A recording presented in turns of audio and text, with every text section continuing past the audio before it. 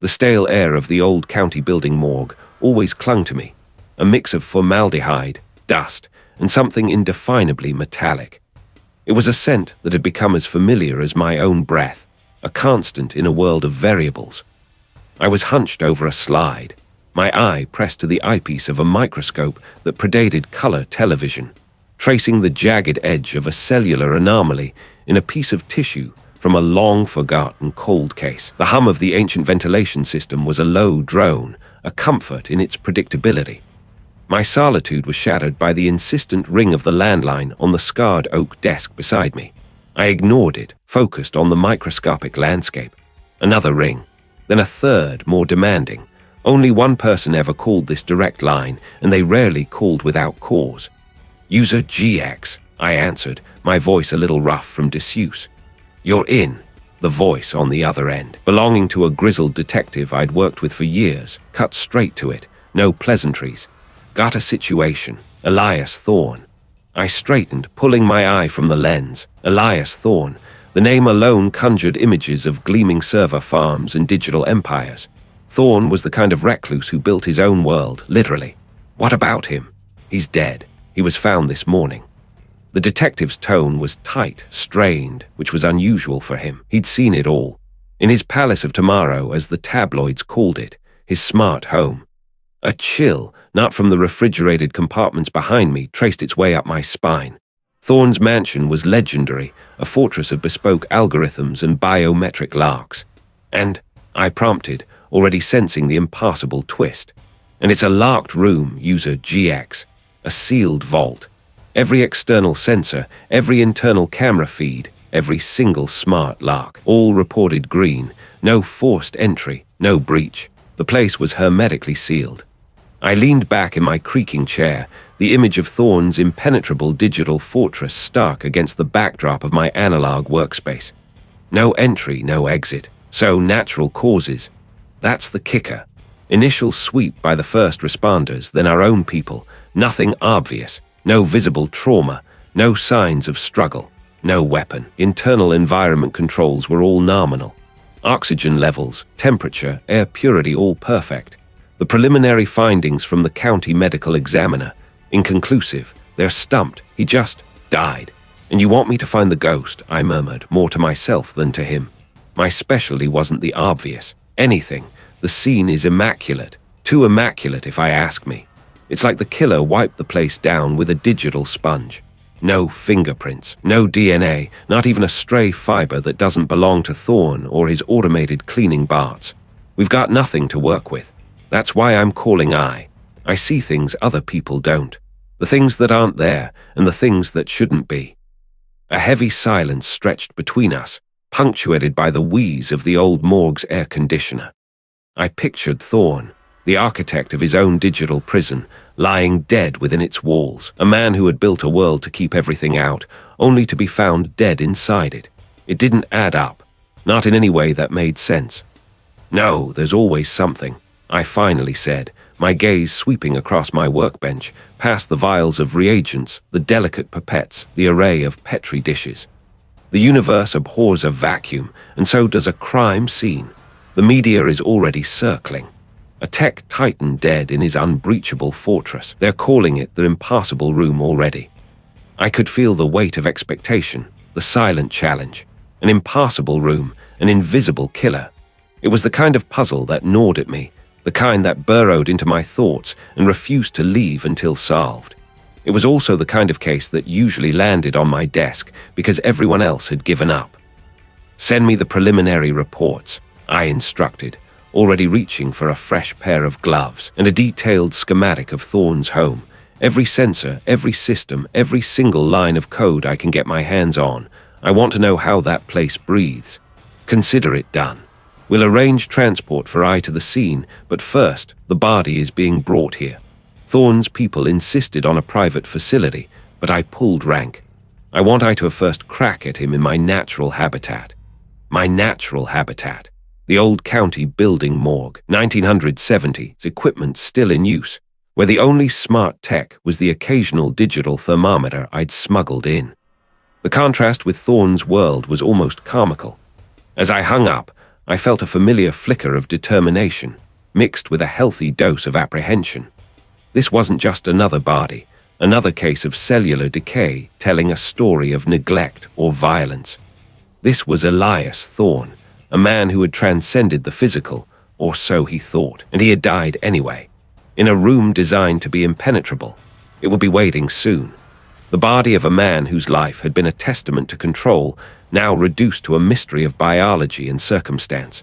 The thought of Thorne's high-tech fortress, its digital guardians silent and unblinking, while a killer moved unseen within its walls, was unsettling.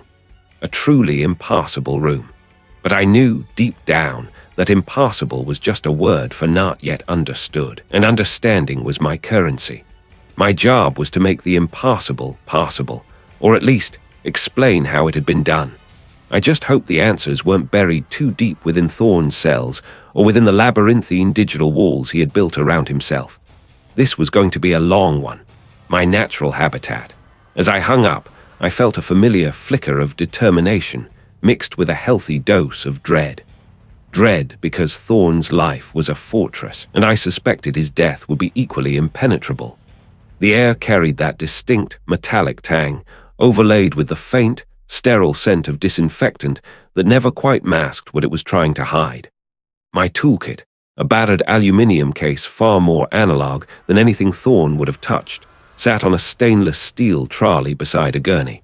On that gurney, shrouded in a crisp white sheet, lay the subject of my unwelcome invitation.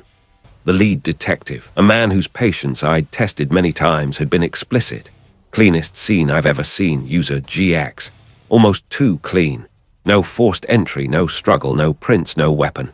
The preliminary report says cause undetermined. Give us something.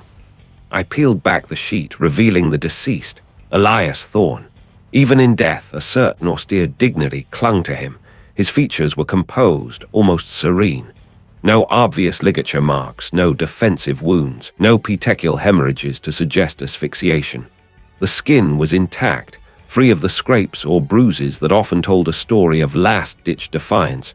He looked, for all intents and purposes, like a man who had simply drifted off. Too clean, I murmured, echoing the detective's words, but with a different inflection.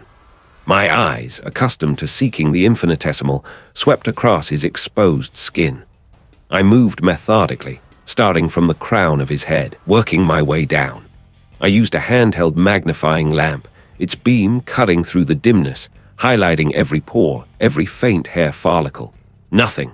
Not a speck of dust that didn't belong, no stray human hairs, no fibers from an assailant's clothing. His fingernails, clipped short, were immaculate. Underneath them, not even the tiniest fleck of epidermal tissue. This was the kind of scenario that made other forensic professionals throw up their hands. A locked room, a clean body, an inconclusive autopsy. They'd look for the obvious, the macroscopic. But I hunted in the microverse, where the universe's most crucial stories often unfolded. I donned a fresh pair of nitrile gloves, pulling them taut over my fingers, and reached for my specialized collection kit. First, I ran adhesive lifts over several areas of the deceased's body: his hands, forearms, collar of his shirt, which had been removed for the initial examination, but was now bagged nearby. These weren't for fingerprints, which had already been exhausted. These were for particulates, for anything that might have settled. Next, I used a fine-tipped forceps and a small, sterile vial to collect samples from beneath his eyelids, inside his nostrils, and from the edges of his lips. The mucosal membranes were often overlooked, tiny traps for environmental clues. Still, nothing overtly suspicious. My internal monologue, usually a buzzing hive of observations and deductions, was unusually quiet. The silence was almost unsettling. I moved to the lab bench, a scarred expanse of grey formica near the back wall. My stereo microscope, a behemoth of brass and optics from the 1980s, awaited. I carefully transferred the adhesive lifts to slides, securing them under cover slips. Then I began my scan, eyepiece pressed to the cool metal, my world shrinking to a luminous circle. Minutes bled into an hour. I examined skin cells, dust mites, textile fibers that undoubtedly originated from Thorne's expensive suit, from the sheets he'd slept on, from the sterile environment of his home. All accounted for, all expected. Had the detective been right? Was there truly nothing? I shifted my focus, adjusting the magnification, moving the slide with painstaking slowness. My eyes, trained over decades, picked up on a slight variation in light refraction, a shimmer that was just off. It was on a lift taken from the deceased's right forearm near the elbow crease. Under higher magnification, it resolved into a minuscule cluster of threads. They were incredibly fine, almost translucent, with a subtle, iridescent sheen. They weren't cotton, not linen, certainly not wool or silk. Their structure was unlike any common fabric I'd ever encountered. Each filament was perfectly uniform, smooth, almost glassy, with no visible twists or natural imperfections. And their color, it wasn't a pigment. It was the way light played across their surface, shifting from a faint opalescent white to a pale, almost ethereal blue. My breath hitched. This wasn't a natural fiber, and it wasn't a synthetic I recognized from any commercial garment production. It was too perfect, too uniform, too alien to the everyday world. This was it, the anomaly. I carefully isolated one of the strands, using micro-forceps so delicate they felt like extensions of my own nerves. I transferred it to a new slide, added a drop of specialized reagent, and watched. Most organic fibers would swell, react, or discolor. This one remained utterly inert, its glassy sheen unaffected. My mind raced. Thorne's home was a technological marvel. Could this be some advanced material, some component of his smart environment? But why would it be on his forearm, and in such a minute quantity? And if it was from his home, why was it so unusual, so unlike anything standard? This wasn't a stray carpet fiber. This was something engineered, something specific. The initial autopsy was inconclusive because they were looking for a blunt force trauma, a telltale poison, a massive organ failure. They weren't looking for a single, microscopic thread of something that shouldn't exist. This wasn't nothing. This was something. And it was something that only I, with my particular brand of obsessive scrutiny, had found. The conventional investigation would likely dismiss this as environmental noise, but I knew better. This tiny, almost imperceptible fiber was a disruption in the sterile narrative, and it certainly wasn't from the 1970s. This case was no longer just about a dead billionaire. It was about a hidden language, spoken in strands too small for the naked eye, and I was beginning to learn its alphabet.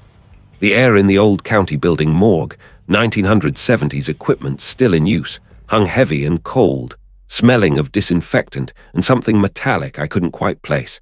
I'd peeled back the sheet, revealing Elias Thorne, and a wave of quiet frustration washed over me. My initial assessment hadn't changed.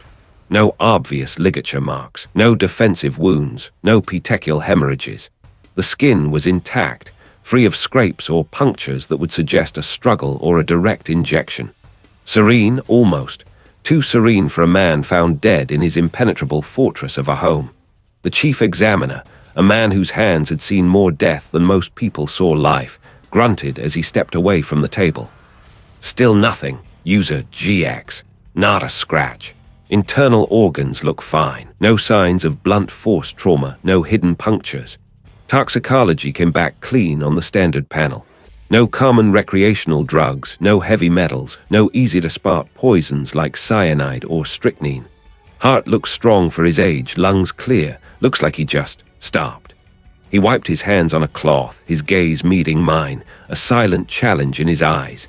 He wanted to close this out. Natural causes, I'm calling it. Stress, maybe a silent heart attack. Happens all the time. I didn't respond directly, instead leaning closer to Thorne's face. My gaze lingered on the faint, almost imperceptible sheen on his lips. It was barely there, a ghost of something, too subtle for the naked eye to register as anything but a trick of the light. But my eyes were trained to see what wasn't meant to be seen. I pulled a sterile swab from my kit, my movements precise, careful not to disturb anything else. Then I did the same, taking minute samples from the inner rim of his nostril, the corner of an eye, and a barely visible crease behind his earlobe. Standard procedure, but with a specific target in mind, the unseen. I'll need these samples and a few more from the internal tissues, I said, my voice low, barely above a whisper. along with a section of the epidermal layer from the neck and forearms. I want to run a full spectrum analysis. Something feels off. The examiner sighed, but didn't argue. He knew my reputation, knew I didn't chase ghosts without a reason. He merely nodded to his assistant, who began the careful process of preparing the additional samples I requested. Back in my own lab, a small, meticulously organized space tucked away in the deepest corner of the building, far from the sterile, fluorescent glare of the main examination room, I felt a familiar surge of focused energy. This was where I truly lived, surrounded by the quiet hum of machinery and the silent stories of the departed. My microscope, a formidable piece of equipment that dwarfed the older models still in use elsewhere, sat waiting. I carefully prepared the slide with the lip sample first, placing it on the stage. The world narrowed to the eyepiece. The initial scan was unremarkable. Epithelial cells, some debris, nothing out of the ordinary. But I pushed the magnification higher, adjusting the focus with infinitesimal turns of the knob. And then I saw it. Microscopic structures, almost crystalline, scattered sparsely across the cellular landscape. They weren't uniform, not like dust or pollen. These were irregular, almost jagged, with a faint, iridescent glimmer under the specific wavelength of light I was using. They were tiny, truly minuscule, perhaps a tenth the size of a red blood cell, and they seemed to adhere to the cellular membranes, not just lie on top of them. My breath hitched, a silent, internal aha. I spent the next several hours in a trance, meticulously isolating these particles from each sample. The process was painstaking, requiring delicate centrifugation, microfiltration, and precise chemical washes, each step designed to separate these foreign elements without damaging them. It was like sifting for diamonds in a mountain of sand. Only the diamonds were invisible to the naked eye. The samples from the nostril and behind the ear yielded similar, though fewer, particulates. The epidermal layer samples showed them embedded, almost absorbed into the outermost skin cells. This wasn't environmental dust. This wasn't incidental contamination. I ran preliminary spectroscopic analysis on the isolated residue. The results were strange.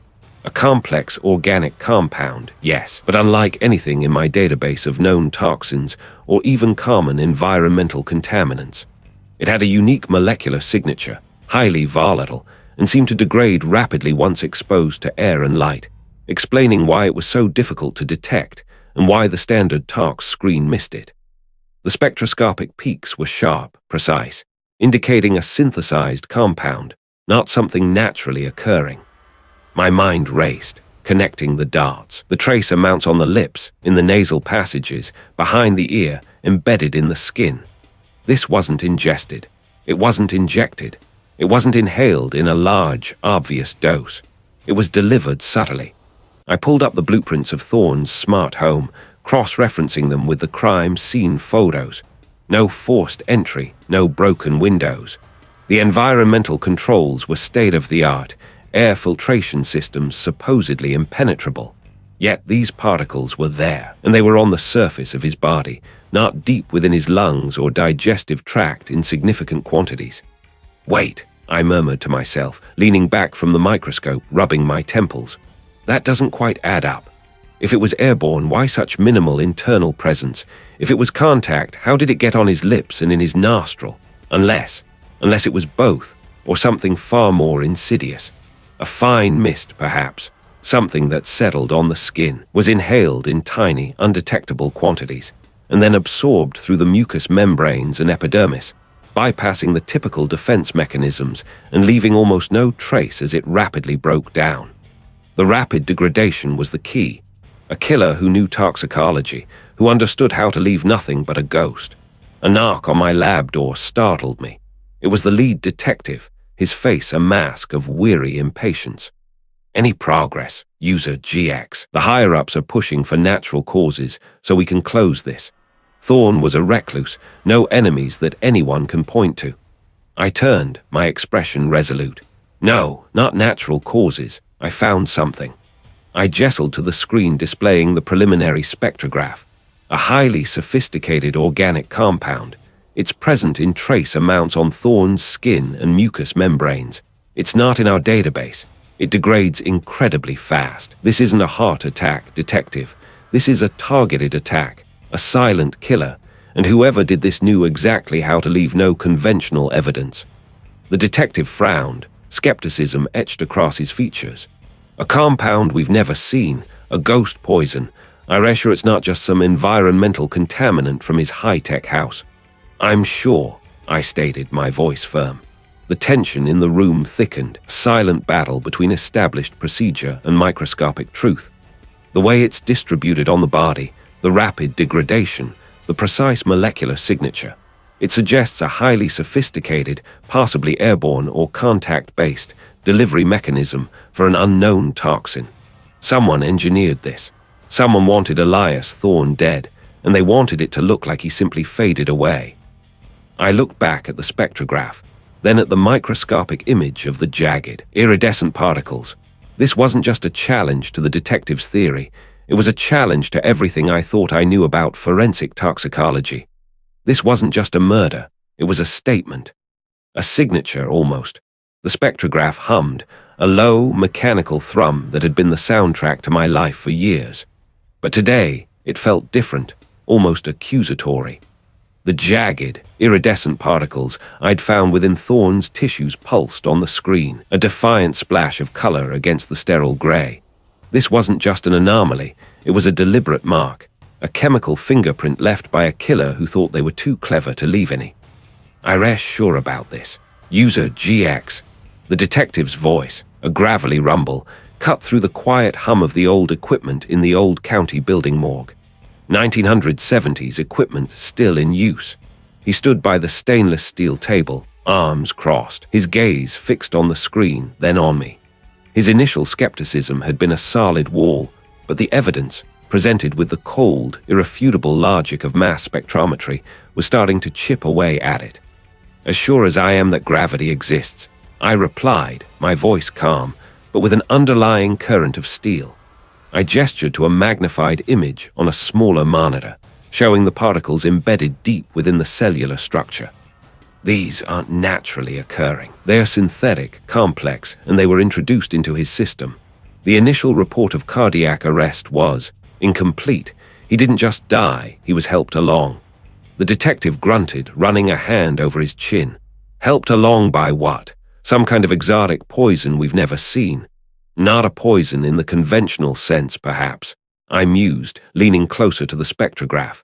More like a catalyst, something that disrupted his cellular function at a microscopic level, mimicking natural failure. The sheer subtlety of it, combined with the lack of macroscopic trauma, is brilliant or terrifying, depending on my perspective. He stared at the screen for a long moment, the fluorescent lights reflecting in his tired eyes. So, we're not looking for a broken window or a forced entry. We're looking for a ghost. A ghost with a very specific signature, I corrected. These particles, their unique composition, they're a signature. Someone engineered this. The detective sighed, a heavy sound that seemed to carry the weight of the city. All right, user GX, I've convinced me. This changes everything. Elias Thorne wasn't just a reclusive billionaire. He was a target. And if someone went to this much trouble to make it look natural, they're not just clever, they're connected. He pulled out his comms device, speaking in low tones to a colleague, directing them to shift focus. The natural causes narrative was officially dead. The investigation was widening. My discovery of the iridescent particles had ripped a hole in the initial theory, and now the raw, unfiltered light of suspicion was about to flood into Thorne's world, OmniCorp. The next afternoon, a box arrived at my lab.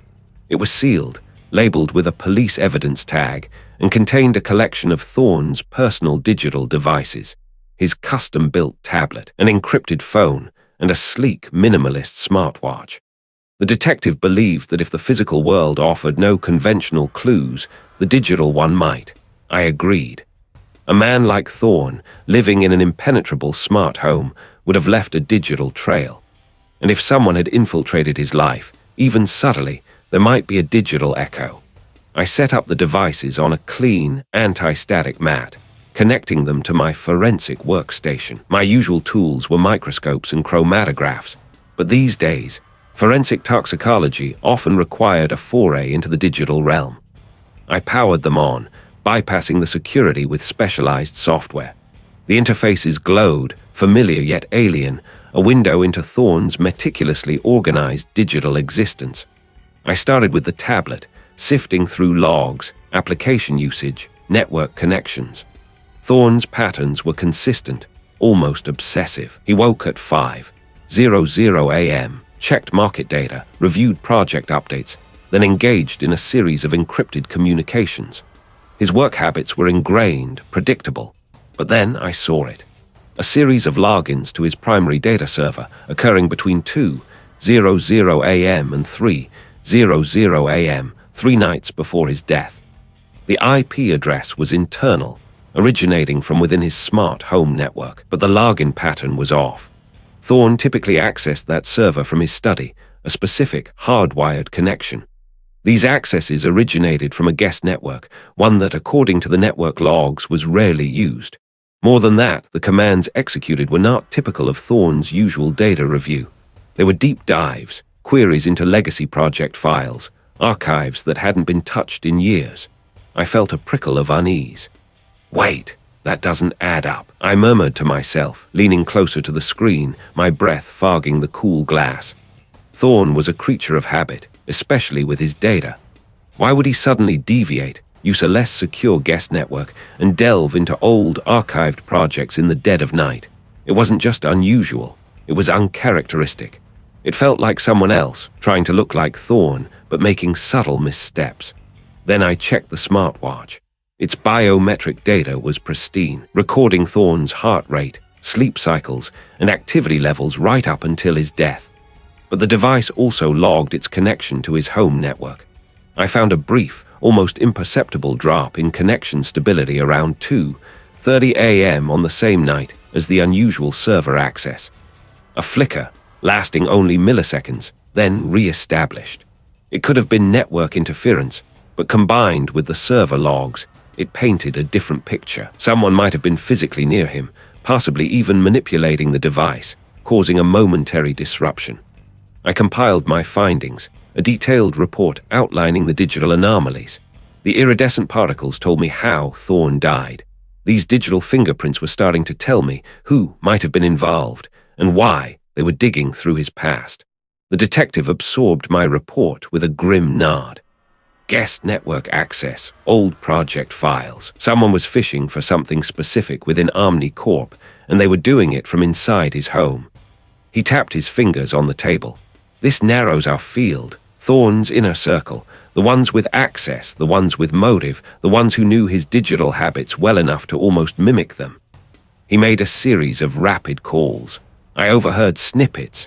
Bring in the business partner, the corporate rival, the personal assistant.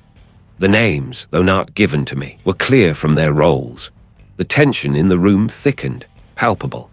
My microscopic particles and Thorne's digital shadows were converging, pointing towards a very human conspiracy. The reclusive tech billionaire's death was no longer an isolated event in a smart home. It was a ripple spreading through a powerful corporation, and I was caught in its current, feeling the first unsettling pull of something far more personal. My microscopic particles and Thorne's digital shadows were waiting for me to connect them, to give them form, to make them speak. The lead investigator's voice, a low rumble from the adjacent room, continued to outline his strategy. He was building his case on conventional motives, on the human element: business partners, corporate rivals, personal assistants. He was looking for a knife, a gun, a poison he could name. I was looking for a whisper, a resonance. I didn't bother listening to the specifics of his interviews. My focus was elsewhere, pulling me back to the old county building morgue, 1970s equipment still in use. My sanctuary, a place where the dead held more truths than the living. Back in my small, cluttered lab space within the facility, I peeled off my outer layers, the scent of antiseptic clinging to my clothes. The air was thick with the faint, metallic tang I'd grown accustomed to, a scent that most found repulsive but I found strangely comforting. My workspace was a jumble of glass slides, half-empty reagent bottles, and a microscope that was older than some of the deceased who passed through these doors. Its optics were still true, though, a testament to enduring craftsmanship. I hunched over the microscope, my eye pressed to the eyepiece. The sample, meticulously prepared hours ago, swam into focus. It was a fragment, barely visible to the naked eye, taken from the innermost layer of Thorne's epidermis. The initial autopsy, as expected, had yielded little. No obvious trauma, no common toxins. But my preliminary scan had picked up something. A unique chemical signature. The light from the microscope objective cast a small, intense circle on the slide. Under magnification, the cellular structures were a chaotic ballet of decay and preservation. But there it was, nestled within the cellular matrix, a crystalline lattice, almost iridescent. It wasn't a natural byproduct of decomposition. It wasn't a contaminant from the scene. It was introduced, and it was unlike anything I had ever catalogued. My fingers, calloused from years of handling delicate instruments, moved with practiced precision. I adjusted the focus, bringing the anomaly into sharper relief. The intricate pattern of its molecular bands, inferred from the subtle ways it absorbed and refracted light, was complex, almost alien in its symmetry. It spoke of deliberate design, not random occurrence. I moved to my gas chromatograph mass spectrometer, a clunky beige behemoth from the late 70s that groaned to life with a familiar whir. It was slow, temperamental, and required constant coaxing, but it was mine, and I knew its quirks better than I knew most living people. I fed it the prepared sample, watching the digital display, a series of glowing green numbers slowly flicker into action. The analysis was agonizingly slow. Each peak on the chromatogram, each fragment in the mass spectrum was a data point, a piece of a puzzle. I cross-referenced the results against every known compound in my outdated but extensive database. Nothing, not a single match. It was like trying to find a specific grain of sand on an endless beach. Frustration, a rare visitor, began to prick at me. Thorne's impenetrable home, the lack of conventional evidence, the inconclusive autopsy had all pointed to something outside the norm. This substance was my only thread. If I couldn't identify it, the case would likely stall, dismissed as some bizarre, unexplainable physiological event. I leaned back, rubbing my temples. The lead investigator was probably already building a case against Thorne's business partner, a man with a known history of aggressive acquisitions. It would be an easy narrative, too easy. Then, a flicker of memory, not a chemical formula, but a concept. Years ago, before I retreated fully into the quiet solitude of forensics, I'd briefly followed a niche academic journal. It had featured a speculative article, heavily redacted, about highly experimental bioengineered compounds, substances designed to integrate at a cellular level, leaving minimal trace. The article had been dismissed as fringe science, its claims too outlandish, its proposed applications unethical. But the structural motifs, they resonated with what I was seeing under the microscope. I pulled up an old, dust-laden external drive, a relic from my academic days. It contained years of archived papers, personal notes, and obscure scientific publications I'd collected before the internet truly exploded. I typed in keywords, fragments of the article's title, the name of the research group. A few clicks later, a PDF loaded, slow and pixelated, onto my screen. The title alone sent a jolt through me: cellular integration via designer peptides, a novel approach to. The rest was garbled, censored, but the diagrams, the proposed molecular structures, they were startlingly similar to the signature I'd found in Thorne. And the research group, OmniCorp, the global tech giant, Thorne's biggest competitor, and ironically, a company Thorne had founded years ago before a very public and acrimonious split. This wasn't just a corporate rival, this was a ghost from his own past. My gaze dropped further down the document. A list of contributors, some academic, some corporate, and then a small, almost hidden footnote referencing funding. Generous private investment provided by E. Thorne. My breath hitched. Elias Thorne. He wasn't just a founder and a rival. He was funding this, secretly. Years ago, a biotech venture had promised revolutionary advancements in cellular regeneration. It had drawn in brilliant minds, enthusiastic investors, and tragically, a close colleague of mine. They had been working on something similar, something that had gone horribly wrong.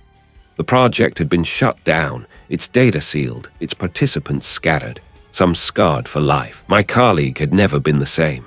It was the reason I'd abandoned that particular field, retreated from the cutting edge, sought the quiet certainty of the dead. This OmniCorp project, the one Thorne had secretly funded, was a direct descendant of that same dangerous lineage. It wasn't just a similar concept. It was the concept, refined, perhaps weaponized. My hands trembled slightly as I pushed back from the desk. Thorne wasn't just found dead. He was a victim of a project he himself had a hand in creating. And the chemical signature, the one I'd painstakingly identified, was the key. This wasn't just a case anymore. This was a direct link to my own buried history, a ghost from my past reaching out to haunt me through Thorne's lifeless body. The controversial biotech venture, the personal implications, it all came rushing back. A tidal wave of suppressed fear and anger. The lead investigator's theory of a simple corporate hit felt laughable now. This was something far more intricate, far more insidious. And Thorne, the reclusive billionaire, had been playing a dangerous game with forces he clearly didn't fully understand. Or perhaps he understood them too well, and it had cost him everything. I stared at the glowing green numbers on the old mass spectrometer, the silent testament to the invisible killer. The particles weren't just microscopic, they were echoes, and they were screaming. My breath still hitched, the phantom grip of that newspaper article tightening around my chest. Elias Thorne, not just a founder, not just a rival, but the silent patron behind a project that echoed my own buried history. Cellular integration. The words felt like a physical blow, stirring up dust from a grave I'd worked so hard to seal. Years ago, that biotech venture had promised revolutionary advancements, a future that had ultimately crumbled, taking a piece of me with it. Now, Thorne's death, the impenetrable house, the lack of conventional evidence, it all twisted into something far more sinister than a simple Larktroom mystery. This wasn't just about how he died, but why, and what he was truly involved in.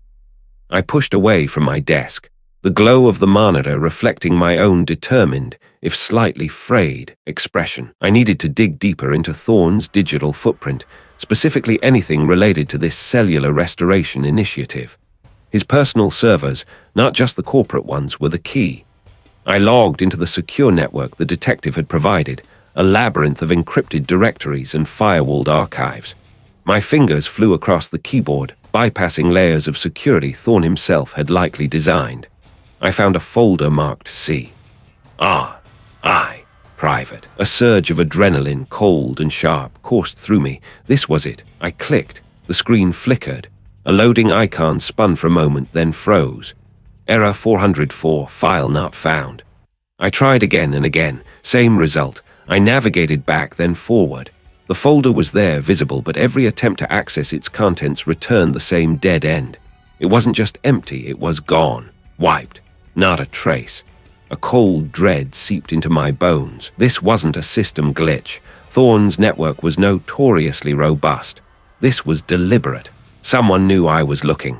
Someone had scrubbed the data, and they'd done it recently. The frustration gnawed at me. Digital trails could be erased, but physical evidence, however subtle, persisted. I needed to revisit Thorne's samples. The initial autopsy had been inconclusive, but the cellular changes I was now looking for might have been dismissed as post-mortem degradation by less specialized eyes. I headed back to the old county building morgue, 1970s equipment still in use. The place always smelled of formaldehyde and something else, something metallic and old, like forgotten dreams and unfinished business. The main examination room was a relic, sterile, yet somehow grimy. A testament to decades of forensic work. I pulled on a fresh pair of gloves, the latex snapping crisply, a small sound that felt amplified in the quiet space. I carefully placed a brain tissue slide onto the stage of the old Zeiss electron microscope. It was a beast of a machine, temperamental and requiring a delicate touch, but its optics were still surprisingly sharp. I adjusted the focus knob, the heavy brass cool under my fingertips, and peered into the eyepieces. The cellular architecture slowly resolved into view, Neurons, glial cells, the intricate dance of life and decay. I was searching for the subtle, almost imperceptible anomalies, the telltale signs of accelerated or induced cellular breakdown that the Cellular Restoration Initiative article had alluded to. Minutes stretched into an hour, then 2. My eyes ached, but I pressed on, meticulously scanning slide after slide. Suddenly, the screen went black. Not a gradual fade, but an abrupt, total blackout. The soft whirring of the cooling fan died. I blinked, pulling back from the eyepieces. I tapped the side of the machine, then checked the power cord, firmly seated in its ancient wall socket. I flipped the main power switch off, then on. Nothing, just a dead hulk of metal and glass. My jaw tightened. Coincidence? The digital files, now the microscope. This particular Zeiss was a workhorse, finicky, yes, but rarely just died. I checked the circuit breaker panel in the corner of the room. All switches were engaged. No tripped fuses. This was too specific, too timely. Someone wasn't just watching me, they were actively trying to blind me. A shiver traced its way down my spine, but there was nothing, just the faint, distant sounds of the city outside. I tried a different microscope, a slightly newer model, but still decades old. It worked fine. My gut clenched. This was no accident. I spent another hour trying to revive the Zeiss, fruitlessly. Defeated, I turned to pack away the slides, my mind racing. Who would have access? Who would know what I was looking for? And why target the microscope? Because they knew what I was about to find. As I was wiping down my workstation, my phone buzzed in my pocket. It was an anonymous email sent to my personal account.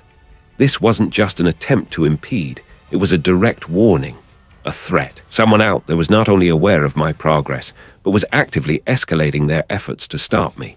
They knew where to find me, even my personal email. The reclusive tech billionaire's death was no longer a puzzle to be solved from a distance. It was a live wire, and I was holding it. I stood there, the sterile quiet of the old county building morgue, 1970s equipment still in use, suddenly feeling like a trap. There was I overthinking this. There was the microscope truly a coincidence. There was the email just a random spam message, a phantom echo of my own paranoia. No, the timing, the specificity of the warnings, it was too precise. My gaze fell upon the remaining slides, Thorne's cellular secrets still locked within them. This wasn't just about Thorne anymore, or even about the Cellular Restoration Initiative. This was personal. This was about whoever was trying to bury the truth, and about the truth itself, which felt increasingly intertwined with my own past. I wouldn't be deterred. They wanted me to stop. I wouldn't. I carefully refiled Thorne's slides, my hands steady despite the tremor in my resolve. I couldn't access the digital files, and a microscope was temporarily out of commission, but I still had my mind, my experience, and a growing suspicion that the answers lay not in what was missing, but in what was hidden in plain sight. I pulled out a small, forgotten folder from a dusty cabinet in my personal office space at the morgue. It contained old research notes, faded diagrams, and a single, grainy photograph of a research team from years ago, my younger self among them. The Cellular Restoration Initiative wasn't just a project. It was a ghost, and Thorne, it seemed, had been trying to resurrect it, or perhaps, finally, put it to rest. And someone didn't want that to happen. My eyes narrowed. I had to find out why. They knew about me. The thought was a cold knot in my gut, tightening as I stared at the dark screen of my tablet. The previous night's intrusion, the deliberate scramble of my data, wasn't just a random act of digital vandalism. It was targeted, a declaration. Someone was telling me in no uncertain terms that I was digging in the wrong place, or more accurately, that I was digging too close to them. The heavy, groaning elevator in the old county building morgue, 1970s equipment still in use, carried me down to the sub-basement. The air grew progressively colder, damp with the smell of disinfectant and something else, something metallic and faintly sweet that I'd long ago stopped identifying as anything but here.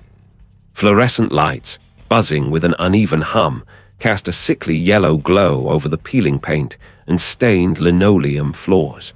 This place, with its clunky stainless steel and analog dials, was a stark counterpoint to the sleek, silent efficiency of Thorne's smart home. Yet it was here, amidst the outdated technology, that I felt most at home, most capable of untangling the microscopic truths. I pushed open the door to my designated workspace, a small, cramped room off the main examination hall, reserved for specialized analyses. The microscope, a sturdy, reliable model from the late 80s, sat on a scarred metal table, its oculars patiently awaiting my gaze. Scattered around it were the vials and slides I'd prepared from Thorne's samples. The threat from last night had sharpened my focus, honed it to a razor's edge. But it had also stirred something else, something I preferred to keep buried under layers of data and chemical compounds. Thorne's project. The name itself, emblazoned on the corrupted files I'd managed to partially salvage, had sent a shiver down my spine. Project Chimera. I remembered that name from years ago, a whisper in hushed conversations, a concept so audacious it bordered on the impossible. I pushed it down, hard. Now wasn't the time for ghosts. I spent the next few hours rerunning tests, meticulously examining the cellular structures I'd extracted from Thorne's tissues. The initial autopsy had been inconclusive, pointing vaguely to cardiac arrest, but my own preliminary scans suggested something far more insidious. Cellular degradation that didn't quite fit the typical pattern of natural death. There was an asymmetry, a subtle yet pervasive damage that spoke of targeted interference. My fingers, usually so steady, trembled slightly as I adjusted the focus knob. The familiar world of organelles and membranes swam into view. I was looking for anomalies, for anything that could explain the unusual cellular decay. And then I saw it. A particular type of protein aggregate, dense and crystalline, forming within the mitochondria. Not widespread, not immediately lethal, but persistent, like tiny, invisible shards. This wasn't consistent with any known toxin, not in the concentrations I was seeing.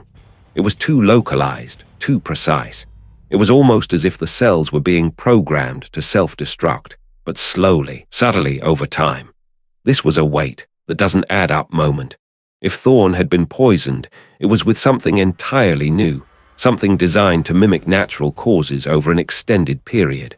And the aggregates, they reminded me of something. Something I'd seen before, but not in a forensic context.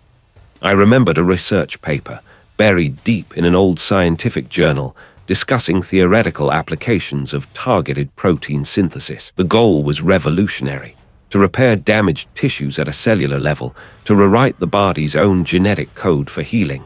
But the risks, the unintended consequences, were catastrophic if the programming went awry. Suddenly, the cold air in the morgue felt colder. Project Chimera. Thorne had been funding research into cellular regeneration, into the very fabric of life and death at a molecular level. And those protein aggregates, they were a signature, the unintended byproduct of a failed or sabotaged experiment in targeted cellular repair. A memory, sharp and unwelcome, pierced through the carefully constructed barriers in my mind. The sterile room again, the flickering monitors, the hushed voices, not just any voices, my parents, a desperate hope, a promise that never materialized. My younger sibling, so small, so fragile, battling an aggressive, rare cellular disorder. The doctors had spoken of a groundbreaking project, a chance at a miracle. Project Chimera had been mentioned once in passing by a desperate researcher trying to recruit participants for a clinical trial. My parents, grasping at straws, had almost agreed. But then a sudden, tragic turn, a rapid decline. The monitors went silent. My breath hitched. Thorne, the reclusive billionaire, was funding the very research that had once offered a fleeting, cruel hope to my family.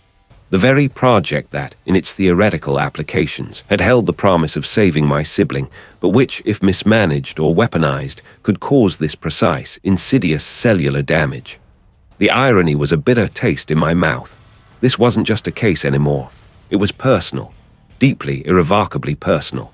A sudden, sharp click echoed from the corner of the room. I jumped, my head snapping up. The old centrifuge, a hulking, beige machine, had just powered down. I hadn't turned it on. I hadn't even touched it. I'd been working on the microscope. I walked over, my heart thrumming. The dial was set to a high RPM and the timer was at 0. Someone had set it to run, empty, for a short burst. It was a small thing, easily dismissed as an electrical glitch in this ancient building. But the timing felt too deliberate, too unsettling. It was another nudge, another whisper in the dark that I wasn't alone and that my work was being watched. I ran a hand through my hair, a wave of self-doubt washing over me. There was I seeing patterns where none existed. There was the sudden, unwelcome resurfacing of my past coloring my judgment, making me connect dots that weren't there. There was the centrifuge just old, and my mind, reeling from the chimera revelation, making it into something sinister. No. The feeling of being watched, the subtle warnings, they were real. And the protein aggregates, the signature of Project Chimera's unintended consequences, were undeniable. Thorne hadn't just died, he'd been targeted. And the killer knew exactly how to leave no conventional trace, relying on the body's own machinery to turn against itself. Reveal/discovery. Thorne's cellular samples contain unique protein aggregates consistent with the unintended byproducts of Project Chimera, a targeted cellular regeneration research, which user GX now realizes was the same project that once offered a desperate, false hope for their younger siblings' rare illness years ago. Event. The old centrifuge in user GX's workspace, which user GX had not touched, mysteriously powers on for a brief cycle and then shuts off, a subtle but unsettling sign of continued surveillance or tampering. My determination hardened, pushing past the doubt. This case wasn't just about justice for Thorne anymore. It was about understanding what had happened to him, about uncovering the truth behind Project Chimera, and perhaps, finally, about laying some ghosts to rest. But the knowledge that someone was watching, that they knew about my past, made every move a gamble. It made me vulnerable, yet it also fueled a resolve I hadn't felt in years. I wouldn't stop. I couldn't. Not now. The stale air in the old county building morgue, 1970s equipment still in use, felt heavy, thick with the scent of aged metal and a faint, chemical tang that even the ventilation system couldn't quite banish. Fluorescent lights, yellowed with time, hummed overhead, casting a sickly glow on my workbench. I'd spent countless hours here, hunched over samples, the silence broken only by the whirring of the old centrifuge and the occasional clack of a switch. My current setup was a deliberate anachronism. Next to a bulky, green-painted mass spectrometer from an era when bell-bottoms were still fashionable, I had my personal, state-of-the-art portable microscope, its digital display, a sharp, alien blue against the sepia tones of the room. It was a testament to how little the fundamental questions had changed, even if the tools to answer them had. I was staring at a slide, a sliver of Thorne's lung tissue, magnified thousands of times. The initial reports had been bafflingly clean.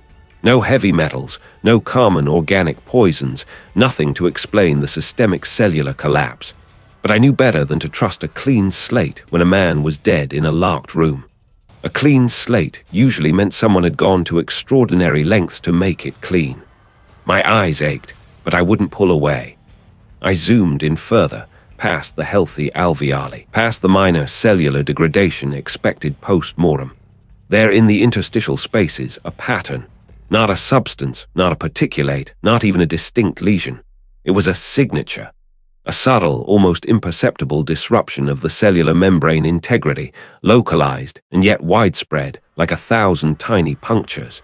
It was too uniform, too precise, to be natural decay. 1,000 tiny punctures. What could do that without leaving a residue? My mind raced, sifting through obscure compounds, exotic toxins. I'd run every test I could think of, cross-referencing metabolic pathways, enzyme inhibitors, neurotoxins. Nothing fit perfectly. Then I remembered the microaerosol theory, a stray thought I dismissed earlier as too elaborate. But what if it wasn't about what was delivered, but how? What if the delivery itself was the weapon, or at least facilitated the weapon? I pulled out the air filtration samples from Thorne's home. The forensic team had been meticulous, even if they hadn't known what they were looking for. They'd collected dust, air particulates, even residue from the smart home's environmental control units. I loaded a tiny fraction of the air filter's surface onto a slide, then another, this time from the intake vent of Thorne's study, where he'd been found. Under the microscope, the difference was immediate. The general dust was typical skin cells, textile fibers, environmental detritus. But the vent sample contained something else. Ultrafine particles, almost crystalline in structure, too small to be seen with the naked eye, too uniform to be random environmental dust. They were scattered, not clumped, and strangely, some seemed to have a faint, almost imperceptible sheen. I ran a microspectroscopy scan on them. The results were ambiguous, a complex organic compound, but highly unstable, breaking down rapidly under the laser. It almost seemed designed to degrade, to vanish. But the spectral signature, even fleeting, was enough. I cross-referenced it with known synthetic compounds, with experimental biochemical agents. My breath hitched. There, a match, or rather, a near match. A theoretical compound, a highly volatile organic ester, known for its ability to rapidly cross cellular membranes and induce immediate apoptosis, programmed cell death, by disrupting the mitochondrial function. Its byproduct, harmless, inert gases and water, dissolving without a trace. It was a ghost toxin.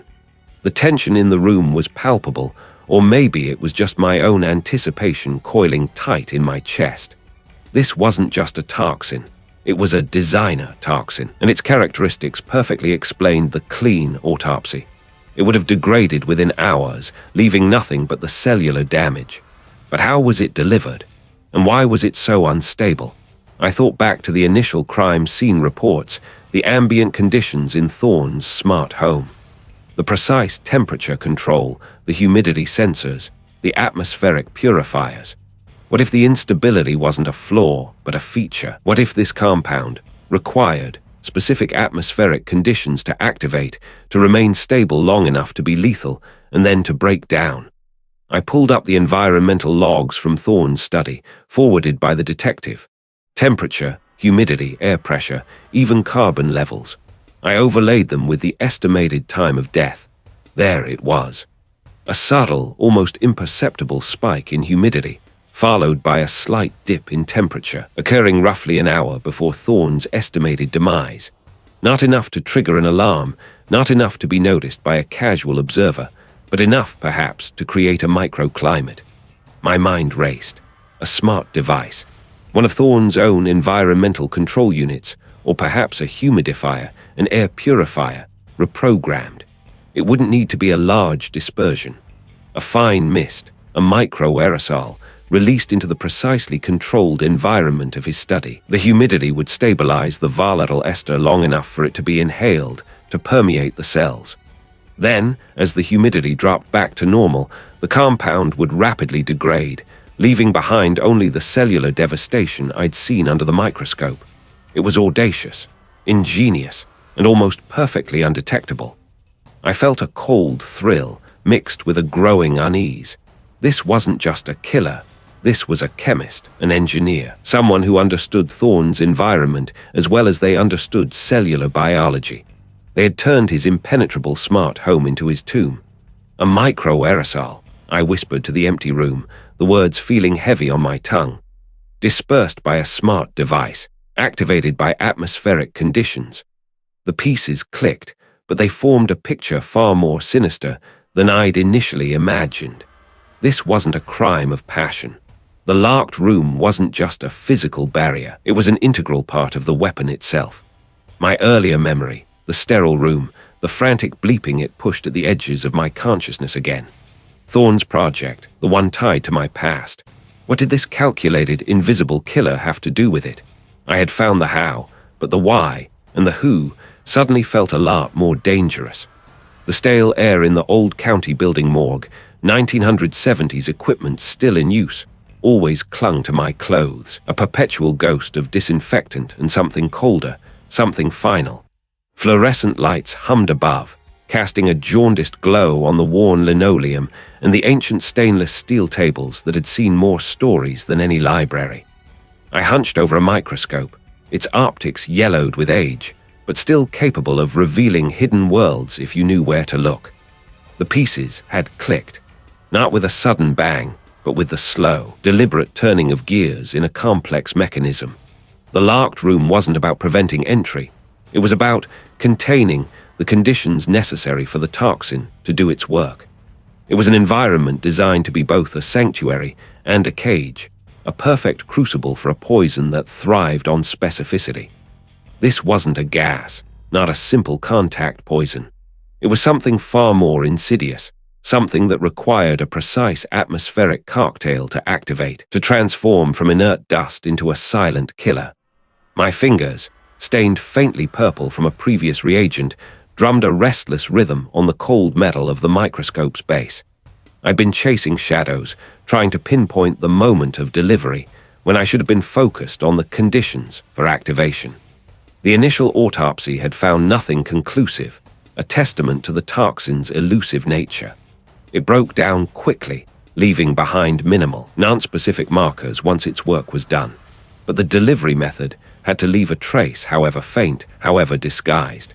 I remembered the initial scene reports, the meticulous inventory of Thorne's smart home, every surface scanned, every object catalogued, and then the dismissals. So many things marked environmental, incidental, unrelated. My gaze drifted to the stack of digital photos on a nearby screen, displaying the crime scene in sterile, high-resolution detail. Thorne's hand, still clutching his personalized stylus, the sleek metallic instrument he used to command his digital fortress. Environmental, the initial report had stated, regarding a microscopic particulate found on the stylus. A faint, almost invisible sheen. Crystalline residue. My mind replayed the image, the words, the casual dismissal. At the time, I'd agreed. These high-tech devices often shed microscopic fragments or picked up dust from their surroundings. I pulled up the original spectral analysis of that crystalline residue. It was a complex organic compound, but its structure hadn't immediately screamed toxin. It was stable, inert, harmless, until my breath hitched. Until it encountered the precise atmospheric conditions Thorne maintained in his personal living space. The humidity, finely tuned for his exotic plants. The air, filtered to an almost sterile degree. The temperature, kept at a constant, comfortable warmth. These weren't just environmental preferences, they were the catalysts. The smart home wasn't just a barrier, it was a sophisticated, unwitting trigger mechanism. The implications hit me with the force of a physical blow. If this crystalline particulate was the delivery vehicle, inert until activated by Thorne's own environment, then the time of actual delivery could have been days, even weeks, before his death. This wasn't a poison meant to kill instantly. It was a slow burn, a delayed fuse. I remembered the corporate rival, a man named by the detective as the most likely candidate for motive a bitter history of failed mergers and stolen intellectual property. His alibi had been ironclad. At the precise time Thorne's security system registered his final moments, the corporate rival was delivering a keynote speech at an international tech conference, streamed live, with hundreds of witnesses. The detective had all but crossed him off the list, but now, I pictured the corporate rival, a smooth, charismatic figure, shaking hands, exchanging pleasantries. I recalled a specific detail from the initial interviews. The rival had met Thorne at a public function just 3 days before the death. They had even shared a brief, tense conversation, captured by a paparazzi camera, a grainy image showing the rival gesturing with a hand close to Thorne's. My gaze snapped back to the stylus image. The crystalline residue was concentrated precisely where Thorne's thumb would rest, where his skin would make constant contact. If the rival had transferred the inert particulate to Thorne's hand during that public encounter, it would have been invisible, odorless, utterly imperceptible.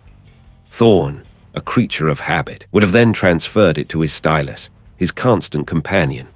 And then, every time he used the stylus within the specific, controlled environment of his home, the particulate would have slowly, incrementally activated, absorbed through his skin, or inhaled as microscopic aerosols from the stylus's surface.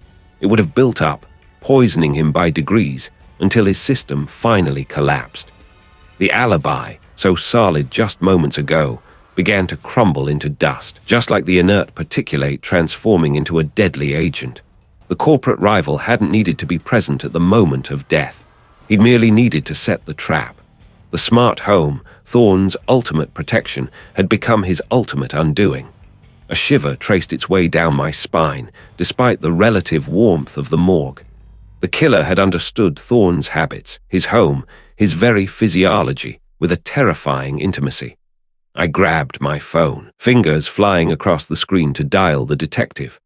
"I need to pull up everything on the corporate rival," I said, my voice tight with a newfound urgency. Specifically, any interactions he had with Thorne in the days leading up to the death. And I need a sample of his personal effects, anything he might have handled recently. After all this time, something was there all along, I corrected, my eyes still fixed on the spectral analysis of the innocuous dust. We just didn't know what we were looking at. It wasn't just a piece of evidence. It was the entire framework of the crime, finally visible. The suspect list, which had felt impassably broad, had just shrunk to a single, terrifyingly clear possibility. And the tension, which had simmered beneath the surface for weeks, now coiled tight in my gut, preparing for the hunt. That spectral analysis, the innocuous dust that wasn't so innocuous after all, had been a thunderclap in the quiet hum of the lab. It had clarified everything, or at least pointed me in a direction I hadn't dared to consider before. The impassable locked room, the invisible killer, it suddenly made a horrifying kind of sense. The suspect list, which had felt impassably broad, had snapped into focus, tightening around one specific individual like a noose. I felt a surge of grim determination. This wasn't just about solving a puzzle anymore. Elias Thorne's death, his secret project, it had all become tangled up with something in my own past, a whisper of a memory I'd thought long buried. Finding his killer wasn't just a professional obligation, it was a personal reckoning. "We have them," I told the chief investigator, the words feeling heavy and definitive on my tongue. He hadn't looked entirely convinced, not yet. He needed more than a whisper, more than an implication from a speck of dust. Or, at least, I was going to lay the groundwork for one. The plan, hatched in the sterile confines of the chief investigator's office, was audacious. A trap. We would bait the killer, using the very thing they thought they'd so cleverly hidden. It was risky, relying on the killer's arrogance, their belief in their own untouchability.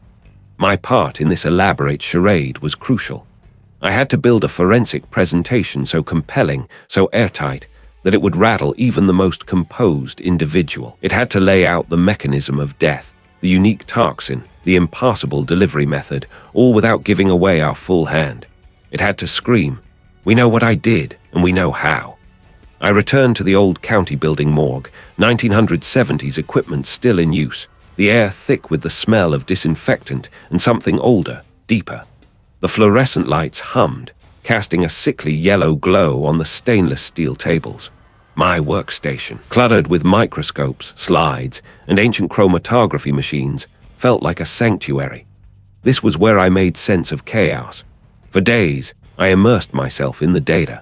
The dust analysis was the centerpiece, its unique crystalline structure and trace elements screaming synthetic and targeted. I meticulously prepared slides, cross-referencing my findings with the cellular decay patterns I'd observed in Thorne's tissues. The damage, subtle yet precise, spoke volumes about the toxin's interaction with the victim's biology. It wasn't just a poison. It was a microscopic key turning in a lock, designed to exploit a very specific vulnerability. I pulled out the bulky overhead projector, its fan whirring like a tired insect. I arranged my slides, each one a painstaking recreation of my observations. Magnified images of cellular necrosis, spectral graphs highlighting the unique chemical signature, even a digital reconstruction of the supposed delivery method, a theoretical model based on the minuscule dispersal pattern of the dust. I rehearsed my explanations, stripping away jargon, making the complex simple, the invisible visible. Every word had to be precise, every image impactful. I needed to convey absolute certainty, even if a sliver of doubt still gnawed at me. The chief investigator and his team would be presenting this to our prime suspect, under the guise of an informal update on the case. The idea was to show them how close we were, how little they'd left behind, hoping to provoke a reaction. A slip of the tongue, a tell in their posture, a desperate attempt to cover tracks anything. The presentation was strong. It demonstrated the what and the how with undeniable clarity. It even hinted at the who by narrowing the field to those with access to such a sophisticated, custom-designed weapon. Yet there was a gap, a crucial, infuriating gap. I had the toxin. I had the delivery mechanism, inferred from the dust. I had Thorne's reaction to it. What I didn't have was the direct, irrefutable link connecting this specific suspect to this specific unique toxin and its delivery.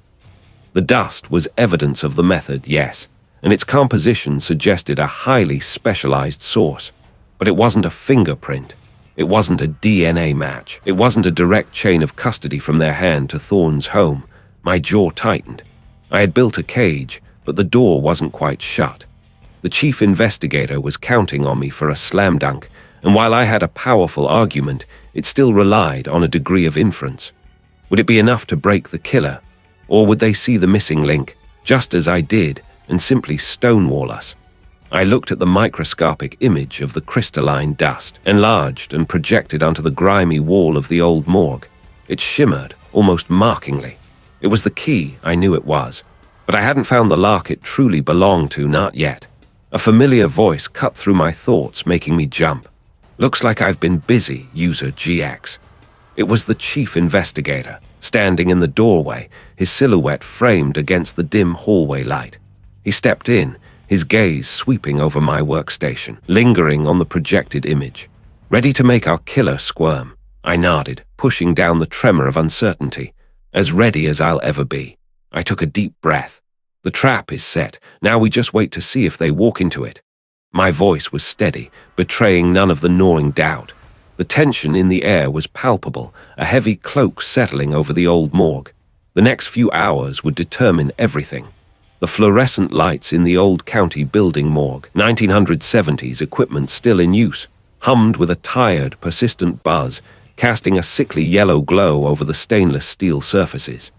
The air, usually thick with the metallic tang of preservation chemicals, held a different kind of tension today, sharp and expectant. I stood by a worn dissection table, my hands clasped behind my back, the faint tremor I felt carefully hidden. The stage was set.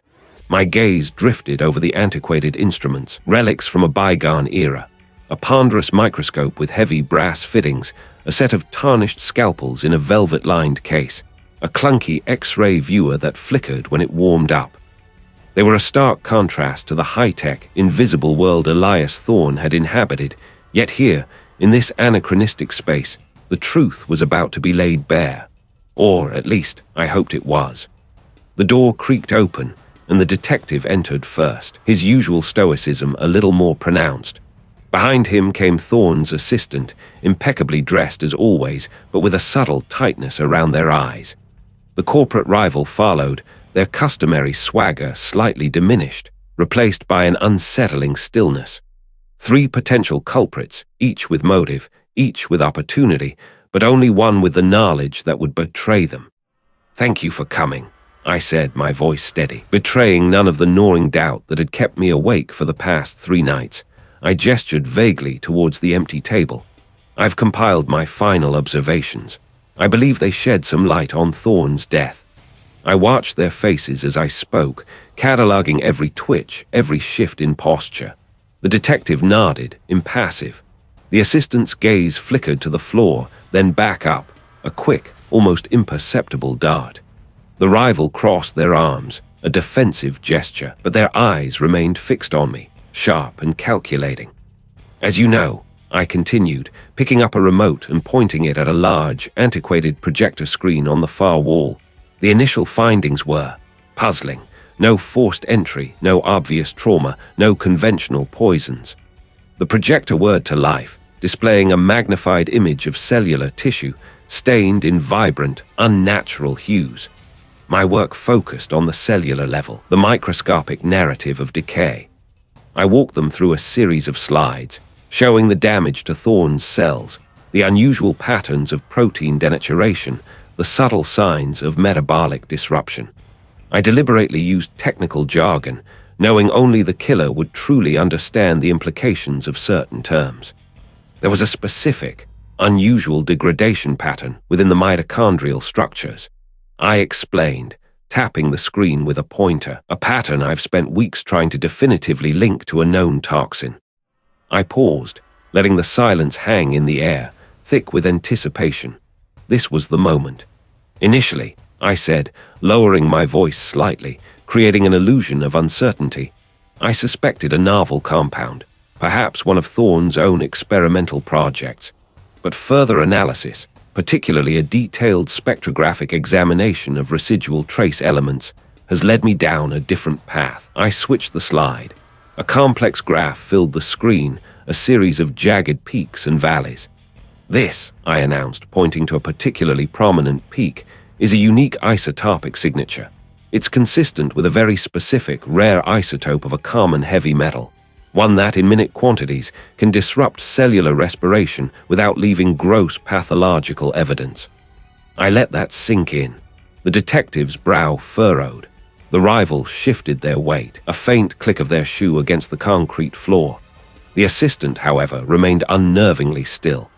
The puzzling aspect, I continued, my voice carefully modulated to convey a sense of lingering mystery, is that while this isotope could theoretically be present naturally in certain environments, its concentration here, coupled with the cellular damage, is highly suggestive of a targeted application.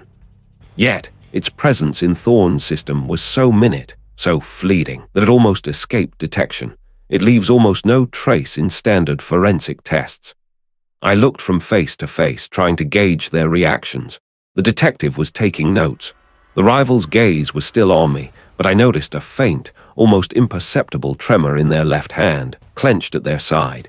They were listening, really listening. In fact, I added, leaning against the table, projecting an air of resignation, the exact vector of administration remains elusive. The isotopic signature itself degrades rapidly, making a definitive link to a delivery method incredibly difficult. It's like trying to catch smoke. I sighed, a carefully rehearsed gesture. It's almost as if the killer knew precisely how to use something that would disappear before it could be found. A truly elegant, if horrifying, method. My eyes swept across them again, lingering on each one. The assistant was now looking at the screen, their expression unreadable. The rival was still tense, but I saw a faint, almost imperceptible flicker in their eyes, not of surprise, but of something akin to recognition. A silent acknowledgement of the precision I had described, and then I caught it. As the rival shifted slightly, adjusting their posture, a faint, almost metallic sweet scent wafted from their direction. It was incredibly subtle, almost lost in the stale air of the morgue, but to my finely tuned senses, it was distinct. Not a perfume, not a common cleaning agent. It was the ghost of a chemical, a specific solvent used in the purification process of certain rare isotopes. I'd encountered it once years ago, during an obscure industrial accident investigation. It was the kind of smell that lingered on fabric deep in the weave, long after the main chemical had evaporated. It was the scent of preparation. My heart gave a sharp, triumphant lurch. The isotopic signature was real, and the degradation pattern was real. But the elusive vector and the disappearing trace were the carefully constructed bait. I had presented a truth, then framed it with a lie that only the killer, knowing the true, precise method, would understand the significance of. And in that understanding, in that brief moment of internal recognition, they had inadvertently released the telltale scent that clung to them. The tremor in my hands vanished, replaced by a cold, hard certainty. The rival hadn't reacted to the isotope itself, but to my description of its evanescent nature, a description that only made sense if they knew how carefully the substance had been handled to ensure no residue remained. And they had failed, just barely. The metallic sweet scent seemed to intensify, just for a second, to my heightened awareness. "I'm saying," I replied, my voice now perfectly level, "that we have the final piece of the puzzle. It's just not visible to the naked eye." I didn't elaborate, didn't point a finger, not yet. But in that moment, the labyrinth of advanced tech and corporate secrets finally yielded its answer. The trap had sprung. "I'm saying," I replied, my voice steady, cutting through the stale air of the old county building morgue, 1970s equipment still in use, that I were the only one who knew how to turn Elias Thorne's own security against him because I built it. The rival's carefully constructed composure fractured.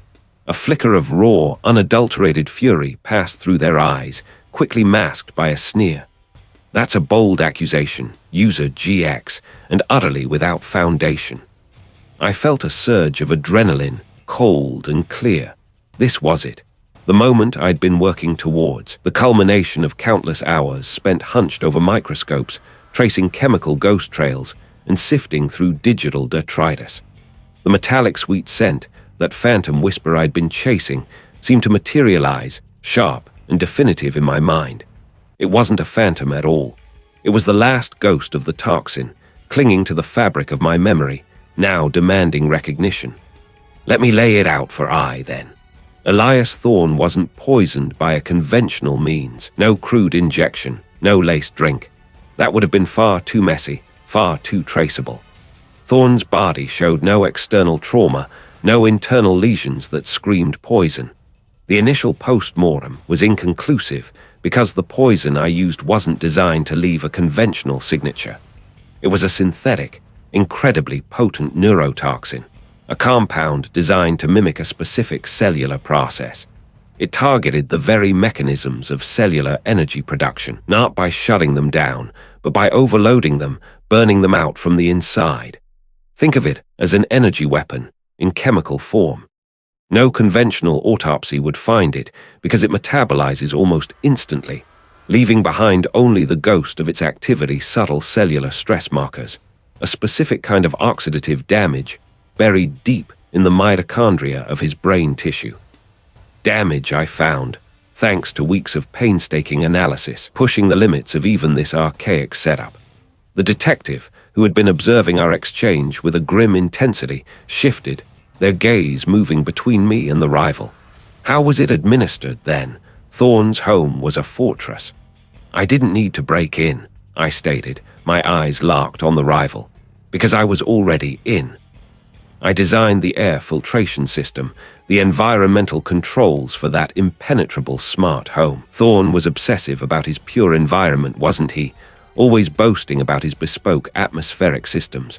But what if that purity was a Trojan horse?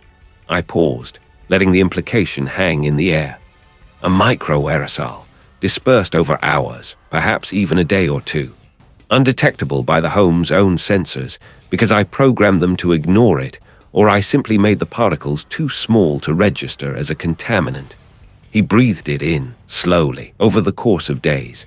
The delayed onset, the gradual decline in his health, making it look like a natural event or a system failure.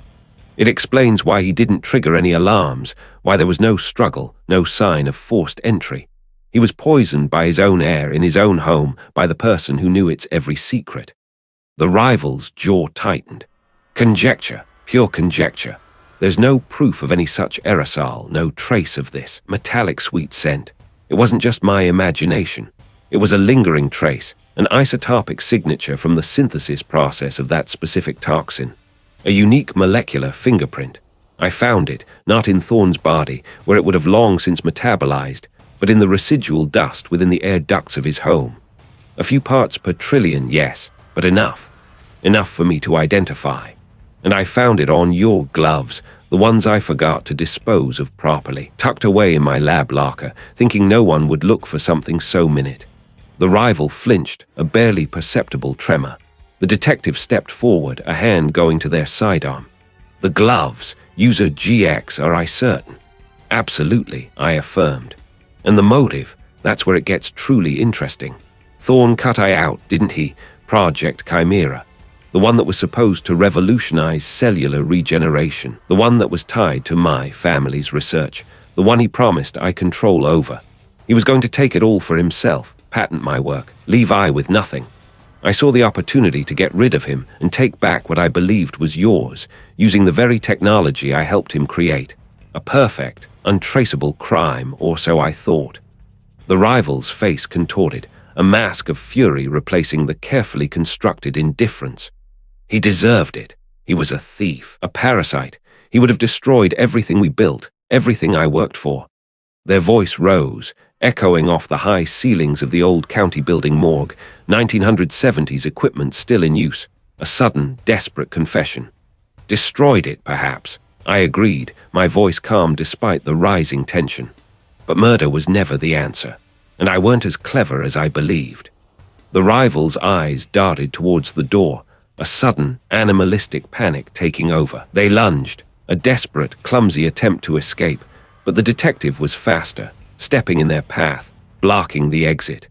And the final, irrefutable piece of evidence. I continued, ignoring the struggle, my voice ringing with finality, was the subtle modification in the smart home's environmental log. A fractional adjustment to the humidity control, just enough to optimize aerosol dispersion for a specific window of time, a window that corresponds exactly to my last maintenance check on the system 2 days before Thorne's death. A signature only I would leave, hidden deep within millions of lines of code, a digital fingerprint I finally unearthed. The rival stopped struggling, their shoulders slumping. The detective moved in, securing their wrists. The metallic sweet scent, so long a mystery, finally faded, replaced by the acrid tang of defeat. The truth, painstakingly extracted from the microscopic world, had finally been revealed. The rival stopped struggling, their shoulders slumping. I stood there, a strange, quiet settling over me as the reality of the moment bled into the chaotic aftermath. The air, thick with the residue of apprehension and the lingering ghost of the toxin, felt lighter. The detective glanced at me, a silent nod of acknowledgement passing between us.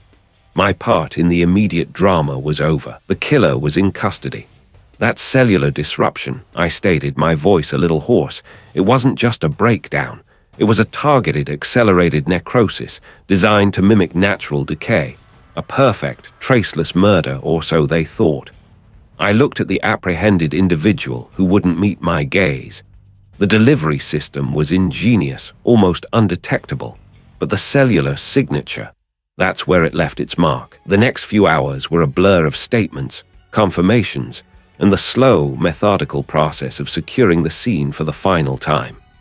My mind, usually a precise instrument, felt a little overwhelmed by the sudden release of tension.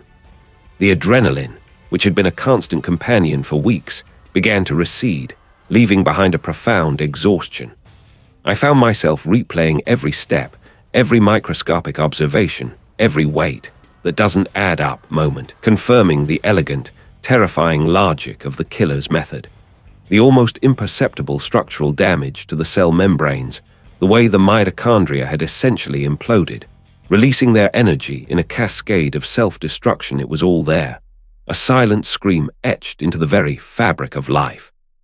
Later that evening, after the last of the official procedures, I found myself drawn back to the quiet solitude of the old county building morgue, 1970s equipment still in use.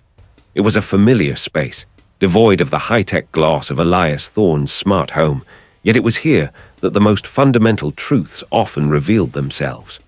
The cold, clinical air, the faint hum of ancient refrigeration units, the scent of antiseptic, and something deeper, more primal. It was a comfort in its stark honesty.